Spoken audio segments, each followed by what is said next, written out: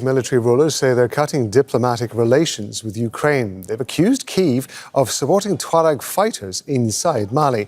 The announcement comes after dozens of Malian soldiers and mercenaries from Russia's Wagner Group were killed by Tuareg fighters in the north last week.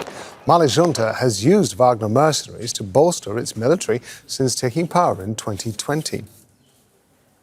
Well, a diverse range of players contributes to the instability in Mali. First, there's the Azawad National Liberation Movement. Now, it's a coalition of mostly Tuareg groups, and they're advocating for greater autonomy and independence for a region of northern Mali known as Azawad.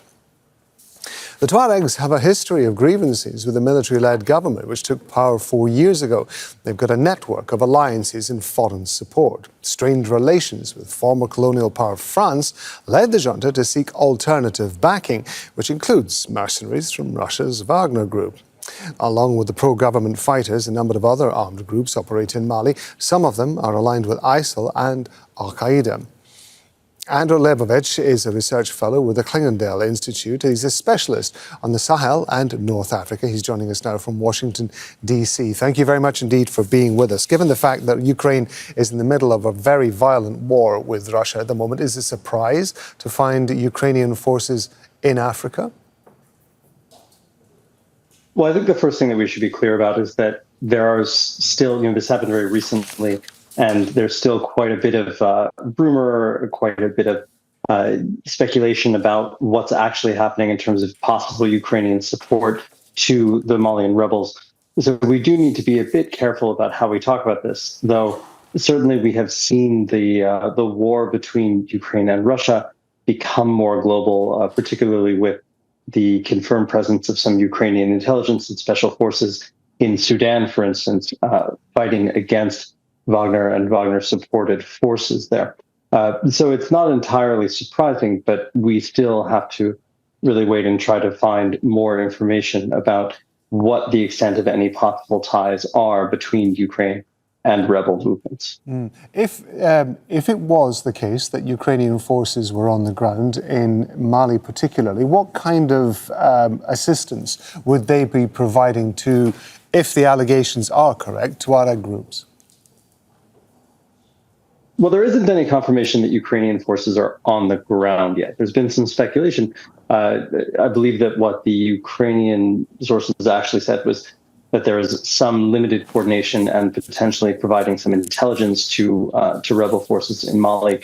So we don't have direct evidence of Ukrainians being on the ground now, but there has been some speculation, again, about limited training provided outside of the country, with some also potentially in the country. But again, that hasn't been confirmed yet. So any assistance for now, if it is confirmed, seems to be quite limited in scope.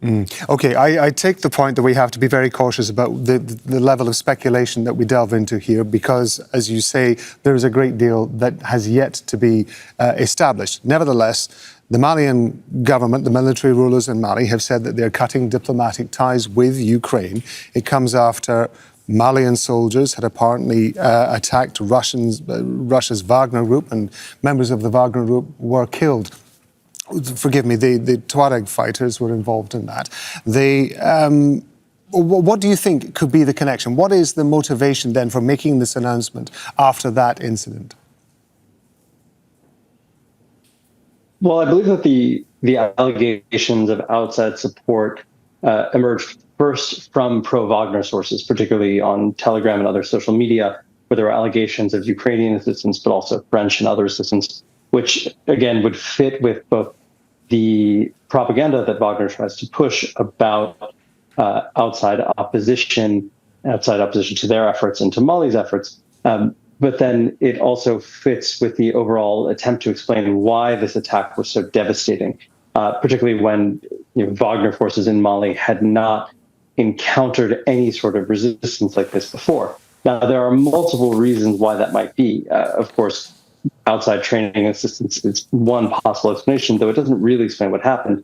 And I think we have to look at the fact that this expedition that was largely Wagner personnel with some Malian defense forces alongside them, that it took place very far away from any support in very difficult conditions and in an area that has for decades, in some cases, been a stronghold of various rebel groups.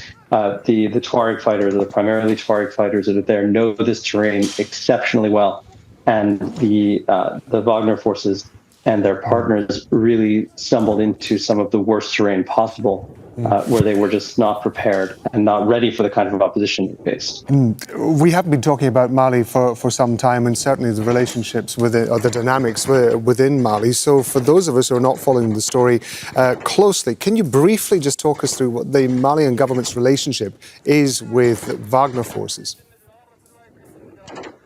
Well, it's a bit of a complicated one because Wagner forces have been active in the country for the last 2 years, and they started coming in at the end, or there were reports that some forces had started arriving at the end of 2021, though they weren't operational until 2022, and this was very immediate, or we should say approximate cause, also for the precipitous French departure from Mali. And so they've been operating largely in central Mali, though since last year also increasingly in northern Mali, where they've been accused quite credibly of a number of abuses against civilians, sexual assault, extrajudicial killings, arbitrary arrests, torture, theft, things like that. Now, what makes this interesting is that while the Wagner presence has been widely known really since they started arriving, and in this case, we have fairly extensive documentation from this most recent battle of Wagner forces, of dead Wagner fighters, quite a bit of evidence showing this, even showing some that were taken prisoner after the fighting.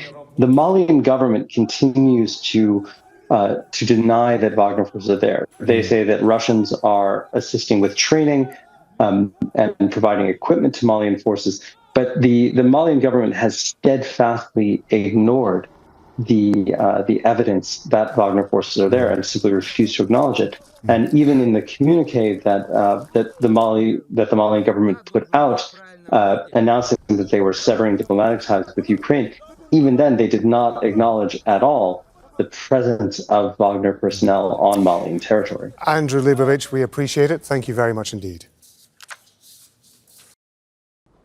Make sure to subscribe to our channel to get the latest news from Al Jazeera.